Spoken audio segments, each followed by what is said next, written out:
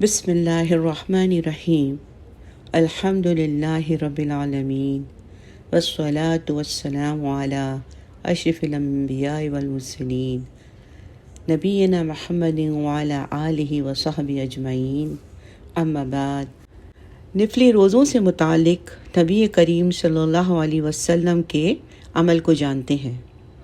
ام المؤمنین سیدہ عائشہ رضی اللہ تعالی عنہا بیان کرتی ہیں کہ رسول صلی اللہ علیہ وسلم کے نزدیک تمام مہینوں میں سے زیادہ پسندیدہ نفلی روزوں کے اعتبار سے شعبان کا مہینہ تھا کہ جس میں آپ روزے رکھتے تھے۔ اس میں آپ صلی اللہ علیہ وسلم روزے رکھتے ہی چلے جاتے حتیٰ کہ رمضان کا مہینہ آ جاتا۔ روایت ابی داؤد۔ اور آپ رضی اللہ تعالیٰ عنہا بیان کرتی ہیں کہ میں نے کبھی نہیں دیکھا کہ رسول اللہ صلی اللہ علیہ وسلم نے رمضان مبارک کے سوا کسی مہینے کو روزہ رکھ کے مکمل کیا ہو، اور نہ ہی میں نے کبھی دیکھا کہ آپ صلی اللہ علیہ وسلم نے شعبان کے علاوہ کسی اور مہینے میں کثرت سے روزے رکھے ہوں۔ جناب اسامہ بن زید رضی اللہ تعالیٰ عنہما بیان کرتے ہیں کہ میں نے عرض کیا، اے اللہ کے رسول صلی اللہ علیہ وسلم، جتنے روزے آپ شعبان میں رکھتے ہیں اس قدر دوسرے مہینوں میں یعنی رمضان کے علاوہ روزے رکھتے ہوئے میں نے آپ کو کبھی نہیں دیکھا۔ اس کا سبب کیا ہے؟ فرمایا، یہ رجب اور رمضان کے درمیان والا وہ مہینہ ہے، اس سے لوگ غافل ہو جاتے ہیں، یہ سوچ کر کہ آگے پورا مہینہ روزوں کا جو آ رہا ہے اس میں نیکیاں کما لیں گے، حالانکہ یہ شعبان وہ مہینہ ہے کہ جس میں اعمال اللہ رب العالمین کی طرف اٹھائے جاتے ہیں۔ چنانچہ میں پسند کرتا ہوں کہ میرا عمل جب میرے رب کی طرف اٹھایا جائے تو میں روزے سے ہوں۔ جناب ابو ہریرہ رضی اللہ تعالیٰ عنہ سے مروی ہے کہ رسول صلی اللہ علیہ وسلم نے فرمایا، لوگوں کے اعمال سوموار یعنی پیر اور جمعرات والے دن پیش کیے جاتے ہیں، اور میں یہ پسند کرتا ہوں کہ جب میرا عمل اللہ ذوالجلال کے سامنے پیش ہو تو میں روزے سے ہوں۔ احادیث سے اس بات کا پتہ چلتا ہے کہ روزوں کا معاملہ بہت ہی عظیم ہے، ان کی فضیلت بہت بڑی اور ان کا ثواب بہت زیادہ ہے، حتیٰ کہ اللہ تعالیٰ نے ہر سال پورے ماہ کے روزے امت پر فرض کر دیے، اور وہ مہینہ رمضان کا مہینہ ہے۔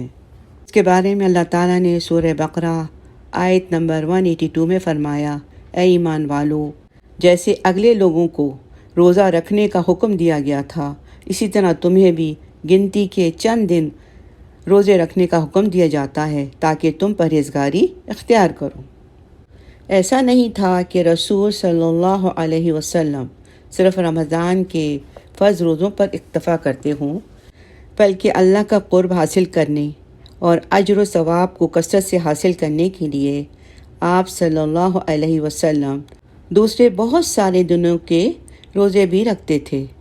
ان دنوں کے روزے نبی مکرم صلی اللہ علیہ وسلم نے اپنی امت کے لیے بھی مسنون قرار دیے ہیں، اور ان میں سے کچھ ایسے ہیں جو پورا سال وقفوں وقفوں سے رکھے جاتے ہیں، مثلاً ماہ شوال کے 6 روزے، پھر ذوالحجہ کے شروع والے 9 روزے، حاجیوں کے علاوہ ہر یوم عرفہ کا روزہ، محرم الحرام کی 10 تاریخ کو یوم عاشورہ کا روزہ، اور ایک دن اس سے پہلے روزہ رکھا جائے ایک دن بعد میں، ایام بیض یعنی چاند کی ہر 13، 14 اور 15 تاریخ کے روزے، ہر ہفتے میں پیر یعنی سوموار اور ہر جمعرات کے دن کا روزہ۔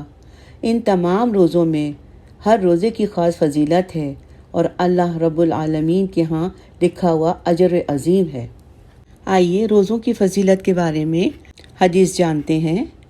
حضرت ابو ہریرہ رضی اللہ تعالیٰ عنہ بیان کرتے ہیں کہ رسول صلی اللہ علیہ وسلم نے فرمایا، اللہ تعالیٰ فرماتے ہیں، انسان کا ہر نیک عمل خود اسی کے لیے ہے، مگر روزہ کہ خاص وہ میرے لیے ہے اور میں ہی اس کا بدلہ دوں گا، اور روزہ گناہوں کی ایک ڈھال ہے۔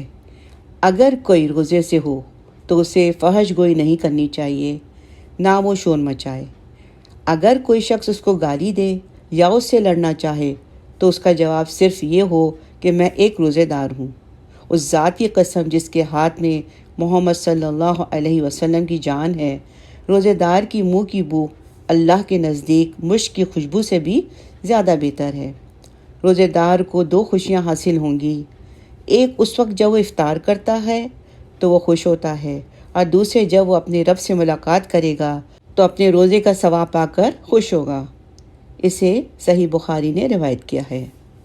ایک اور روایت میں ہے، اللہ کریم فرماتے ہیں، روزے دار بندہ اپنا کھانا پینا، اپنی شہوت میرے لیے چھوڑتا ہے، روزہ میرے لیے ہے اور میں ہی اس کا بدلہ دوں گا، اور دوسری نیکیوں کا ثواب بھی اصلی نیکی کے 10 گنا زیادہ ہوتا ہے۔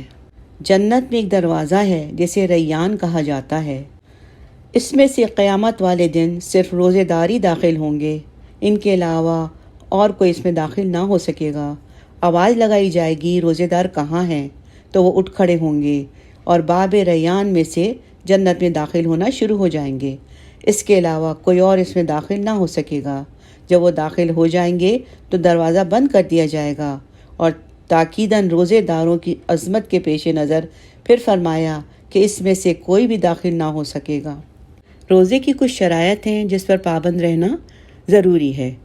رسول صلی اللہ علیہ وسلم نے فرمایا، جو آدمی جھوٹ بولنا اور دغا بازی کرنا روزہ رکھ کر بھی نہیں چھوڑتا تو اللہ تعالیٰ کو اس کی ضرورت نہیں کہ وہ اپنا کھانا پینا چھوڑ رکھے۔